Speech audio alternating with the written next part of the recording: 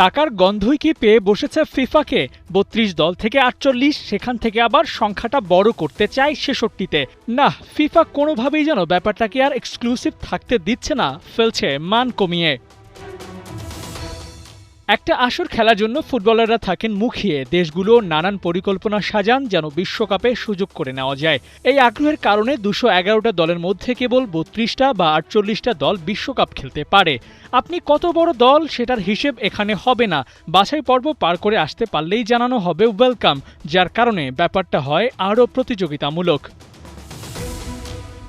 প্রশ্ন করতেই পারেন, বিশ্বকাপে দল বাড়লে তো ফুটবলেরই লাভ। এতে ছোট ছোট দলগুলো যেমন বিশ্বকাপে খেলার লড়াইয়ে কিছুটা আগাতে পারবে, আবার খেলাটাও ছড়িয়ে যাবে দুনিয়া জুড়ে। কিন্তু বিষয়টা কি আসলেই তাই?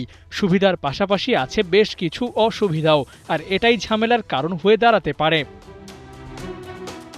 ব্যাপারটা যখন সুপিরিয়র হওয়ার, তখন রিজার্ভ থাকাটাই তো অন্যতম সেরা অপশন। আর সেখানে ফিফা উইন্ডোটা দিয়েছে ওপেন করে, ৩২-এর জায়গায় সংখ্যাটা তারা বাড়াতে চায় ৬৬-তে। যদিও এর একটা কারণ আগে রিভিল হয়েছিল, বিশ্বকাপের ১০০ বছর পূর্তিতে ৩২ দ্বিগুণ করে ৬৪ সেরা দলকে বিশ্বকাপে খেলার সুযোগ করে দিবে। কিন্তু ইউরোপিয়ান গণমাধ্যমগুলোর দাবি, কনমেবলের প্রস্তাবে ইতিবাচক ফিফা। তারা ২০৩০ সালের বিশ্বকাপ আসরে ৬৬ দল গ্রেটেস্ট শো অন আর্থে দেখতে চায়।